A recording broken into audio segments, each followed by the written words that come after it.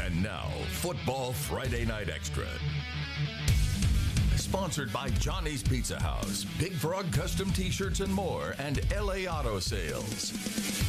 Well, it is prime time. It's a little after prime time, but I felt like we got to pay homage to basically the biggest story in sports the first 2 or 3 weeks of the college football season. Deion Sanders got the shades on. Speaking of just everything being encapsulated by in sports around here, anything interesting happened this week? I don't know. Todd Garvin. We got a lot of stuff to talk about when it comes to high school football, and it all started earlier in the week. We'll get to that West Monroe game in just a bit. But our game of the week, Jesse, it is West Ouachita taking on Richwood. Yes, that's right. Tonight, the Chiefs travels that way. Quarterback getting it early to his man. Ford is his name. He gets this thing all the way down to the 40-yard of the field. Well, Chiefs weren't able to do anything. Rounds with the ball now. Running back gets the ball, runs over the field, but gets hit hard. Now, this was a defensive game early. Chiefs with the ball again. And you see defense in the end zone. When back of the gets his running back back. Chiefs get the ball again. They will power this in with the quarterback sneak. They go up early 7-0. Andre Williams, the running back, is going to get to the 50-yard line. He's kind of short and hard to bring down. Next play, he makes a move, gets to the left side of that field before finally being pushed out of bounds. Chiefs with the ball now. It's that man again, Antonio Cadillac Ford. That's why they call him Cadillac, because he runs smooth. The left side of that field. Chiefs inside the red zone again. They give it to him again. Why not? West Ouachita goes on to win 17-0 over the Rams. Yeah, it sounds like you had fun with the Oak Grove to the trip to Sterlington, and this was a complete battle. Already up 21-14, the Oak Grove Tigers handed it off to Ruffin, sorry for y'all, and Scabbers down the barrage to get the Tigers inside the red zone. A couple plays later, they give it to the QB, and he just powers his way into the end zone to go up 14. Next drive for the Tigers, they drop it back to a pass, and he throws a short one, but to the other team. Trey Burke kicks it off, and look at him rumble down the field as he will get all the way into the end zone. And you know what you get when you get a turnover? You get the turnover chain. Lead though, this team would not stay there for long as they give it to Cody Copeland. He shrugs off a few defenders and tackle, says, get off of me. He needs one more block. Will he get it? And he does. He will end up tying the game up. Now, this will go all the way down to the wire and go in overtime, but the Panthers will score one more time in OT and take the 42-35 victory in the home opener. All right, let's go a little bit more east, taking things to exit 124 onto Millhaven. Ouachita Lions welcome a 3-0 Conway visiting from Arkansas. It was a jam-packed inside Lions Stadium. Then Conway Cats got the party started. Donovan Omla locks down and field, connects to Chris O'Neal, and will turn up the Jets all the way to the house to get the Cats on the boards first. Extra point was good, and Conway leads 7-0. Second quarter now, Ouachita ball at 2nd and 2. CJ Spurs hands off to Keelan Bell and picks up big yards for a first down. Few plays down now. It will be 3rd and 6. Spurs will hand it off to Jacoby Wilson. Gets stopped by a host of Cats. Ouachita short on 4th and goal. Wilson coming out of that huddle and is saying, let's go for it. Lions, CJ Spur with the keeps and rushes inside for the touchdown. Ouachita will tie things up at 7 apiece. There was still 10 minutes to go in the second quarter. Conway ball. QB Donovan Omalo looks inside and will find number 11 Jackson Anderson for another touchdown for Conway. Conway will finish the first half leading 21-7 and pretty much seal the rest of the second half for the final 49-14. All right, Neville taking on Huntington late in second quarter here. Tigers quarterback Amon Fuller with the quarterback keeper. He's going to get hit hard by LeCedric Hill, and Hill would make sure you knew he was there. However, on the very next play, 5 seconds left in the first half, Jalen Nichols is going to take the handoff and scamper into the end zone to extend the lead to 13, and he's going to talk right back before the half comes to an end. Third quarter now. It's a big gamble here on 4th down in their own territory for the Raiders. Go for it or punt. They go for it. It doesn't work. That's the big fella, Brody Watley. All 6'5", 250 of the big man rumbling into the end zone. Neville goes on to win this one big, 43-12. All right, to take things over a defensive battle of the Borders. Louisiana Rustin goes for it on 4th and 9. Arkansas defense holds them there strong for the Panthers. Later, Kabak carries number 38. Brian Owens coughs up the ball and on their own 26-yard line. Then Rustin's quarterback, Josh Bradley throws it to James Blackman. He's clear to the end zone, but loses his footing. Give about a chance to hold the Bearcats on third down. Bearcats, they go for it on their own 4 pitch to Jordan Chet Hayes, and he does not get touched. 7-0 Ruston. The kickoff return drop. Now Ruston, another chance to score from the 15-yard line. Ruston makes it to the 5 and goes for it on 4th again, but this time Gabat isn't taking it. A massive stop to keep the match with 1 score piece. A 3 and out later, plus a short play that causes Ruston to extend their lead with a field goal. Gabat finds some success on the ground, but it's not enough. Second, 2.5 minutes in the game, forced to putt. Wait, it's not a putt, it's a fake. The Panthers, though, Bearcats actually get the ball on the 25. Ruston goes on to win 28-17. All right, West Monroe taking on Delhi Charter for homecoming.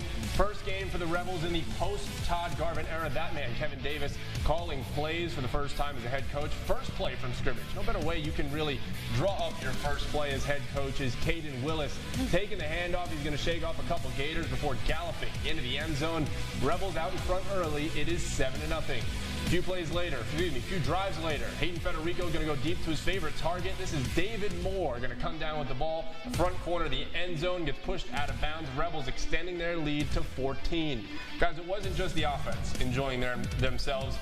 It was the defense. Look at this hit from Nate Miller on the option. Oof, that is a big hit. He loves it. The Rebels in complete control. And for good measure, early in the second quarter, Federico just says, I'll take it myself. He'll scamper in on the read option, virtually untouched. West Monroe wins this one big, 44-8. The Washita Christian Eagles had their season opener tonight in the Nest against Mansfield. We start off with a little defense as Zachary White gets the interception on the opening drive, and he weaves his way across the field, avoiding defenders, but will be brought down inside the 10-yard line just before he can get in the end zone, sadly. Soon after, they run the jet sweep and give it to Patrick Turpin, but he looks like a Ponte Turpin on this one as he rolls into the end zone for the first score to put the Eagles on the board. Next drive for Mansfield, they hand it off to their running back, and the big man surely knows how to toe the rock because he rumbles down the field before being pushed out of bounds in the red zone. Shortly after, they give it to the other running back, and he just does what he knows how to do best, and that's put points on the board to put the game up, to tie the game up rather.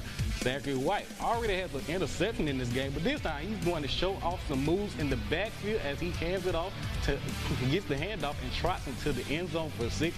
OCS takes the 36-6 victory. All right, after the break, we're going to see if Franklin Parish can stay hot to start their season as they had their date with Rayville earlier. That's next.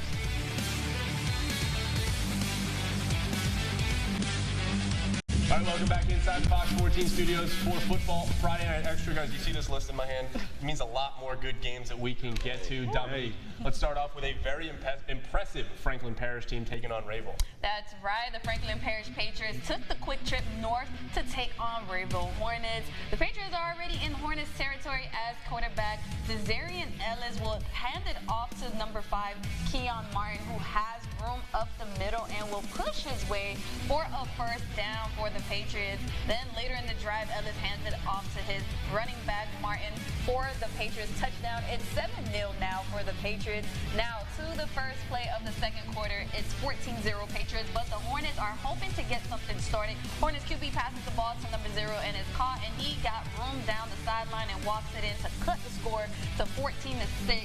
Then Franklin Parish back on with the ball. And now number 4, Ellis gives it to number 9, Javor Dykes. Takes it to his left side, and it's not enough for the touchdown, but it's plenty for the first down.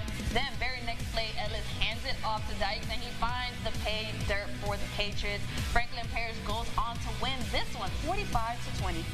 All right, the Walsall High School taking on Mentorship Academy for homecoming this evening. Mentorship Academy been open for about 2 years now.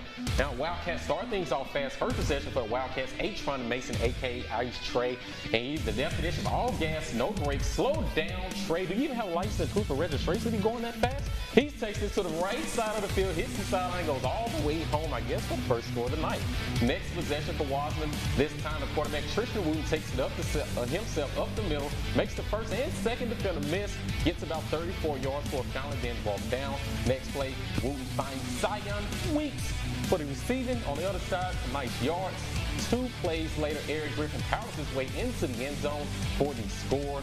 Now Wiseman going for 2, Wooten with the fade route to Travis Lynch, who easily makes this catch. Wiseman up 22-0 early. After mentorship, turnover on down, Wildcats found themselves back into the red zone. Give it to him again. Eric Griffin powers his way into the end zone again. Let's give a defense some love, mentorship on offense. He just throws this up in the air for a prayer, and that prayer would be denied because it was intercepted by Dalen Johnson. Final, Wiseman wins big, 56-0 homecoming. Caldwell Parish hosting Mangum, and Caldwell coming out hot. The Mangum flubs the opening kickoff and gives Caldwell great starting position. Caldwell takes advantage of that with a pass up the middle to junior running back Zay Brown, and he did not waste the opportunity, and he is in for the touchdown. The extra point would be good after Caldwell takes the 7-0 early lead. Mangum running back Isaiah McFarland, and the only way to describe him is he is a beast. Look at him. He throws down a player, but wait, he gets stripped, fumbled. Caldwell takes it over from there, giving them great field position on that one. Let's move over to the second quarter. Caldwell driving, quarterback Jonathan Shaw goes back to pass, hits Zay Brown for another touchdown. Zay Brown saying, "I am him." Not sure who he's talking to, but I'll take his word for it on that one. Caldwell runs away with it in this one, 40-22. I am him exactly. What a catch. Well, after the break, St. Fred's trying to rebound from their tough loss last week. They traveled to Gina. More Football Friday Night Extra right after the break.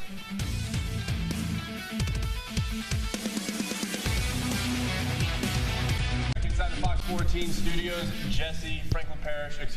St. Fred's losing to Franklin Parish last week. It was a tough game. They look to rebound this week against a very good Gina team. Yes, that's right, Stephen. No score in the second quarter. As soon as the cameraman got there, you see Gina's Giants was distracted, and he runs in for the first score of the game. Talking about getting right on time. Now Gina going for 2. Zara Jones pushes it through for the 2 point. Zara Jones is already a 2-time MVP for district. I think he's going for a 3rd. After they turn it on down, the Giants will look at the score again. Braylon Oates hands the ball off to Zara Jones, who then runs for 25 yards and a first down. Good yards in that play. Zara Jones dazzles his way through St. Fred's defense to score another touchdown for the Giants. This man Leary is electric. Now the Giants are going to win this game big, 30-0 over the Warriors. Tough one out there. Well, now going to South Arkansas. Longtime rivals colliding tonight in Victor Nipper Stadium. The Parker Chapel Trojans facing off with the Strong Bulldogs in a game that had fans on both sides going wild after the teams tied. A first in the series this year. It's a different story. Trojans, who won the toss, chose to receive during the first quarter. Parker Chapel struggling to keep up with Strong's rather impressive offense, down 8-0 early in this one. The Bulldogs lead here in the second quarter, and the Trojans seem to put up a better defensive effort after the pep talk from their coaches. Trojans head coach Josh Williford's goal was to slow down the Bulldogs team's speed, while Bulldogs head coach Jason Porter focused on keeping the Trojans all eyes on their quarterback Dyson Dugan. Final score in this game, Strong winning 22-16. Well, Haynesville Tornadoes took on Junction City. As you see, Junction City quarterback making some room, running to the side and finds his receiver, and he gets brought down short to outside Haynesville. Then Junction City again looking downfield, throws up, and it's actually intercepted by Haynesville for the turnover. Give him the turnover chain. Haynesville taking control next. Then next play, Junction City with the ball back. Tries to get loose, but quarterback gets sacked by Haynesville. That defense just turning back up. Next, coming up, Haynesville ball next. Quarterback drops back, looks down, and it is caught by his wide receiver, number 4 there, and he gets dragged out of bounds just short of the goal line. It's 28-6, but like 16 seconds left in the game. Then we will have final scores of the matchup later on myarkthemiss.com. All right, well, Union Parish traveling out west. When we come back, the Farmers, how they fared in Shreveport.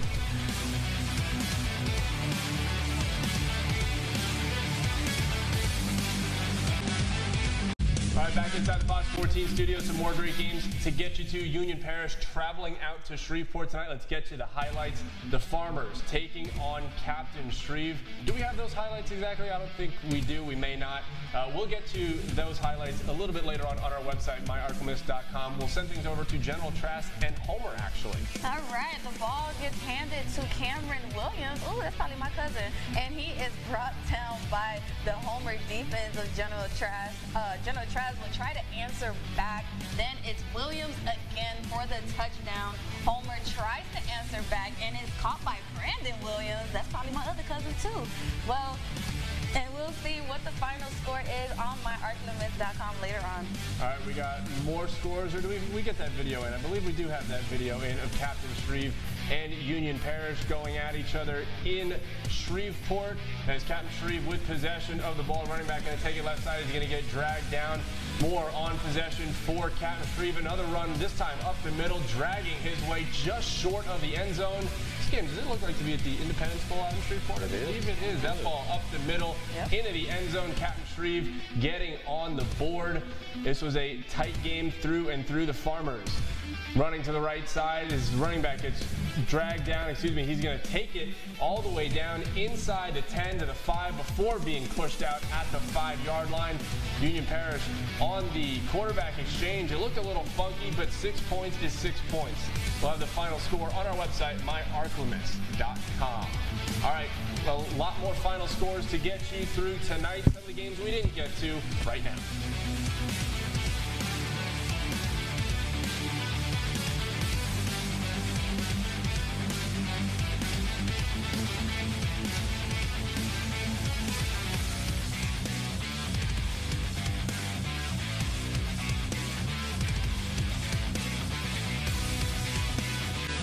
I will say this though, and I know there's some Cowboy fans around here. I know Dak Prescott's from Houghton. As a Jets fan that just lost their quarterback, I believe, look at me, I believe in Zach Wilson. I'm crazy. I don't. Listen, I'm a Giants fan. I don't even believe in Daniel Jones. We're not going to talk about whatever happened there.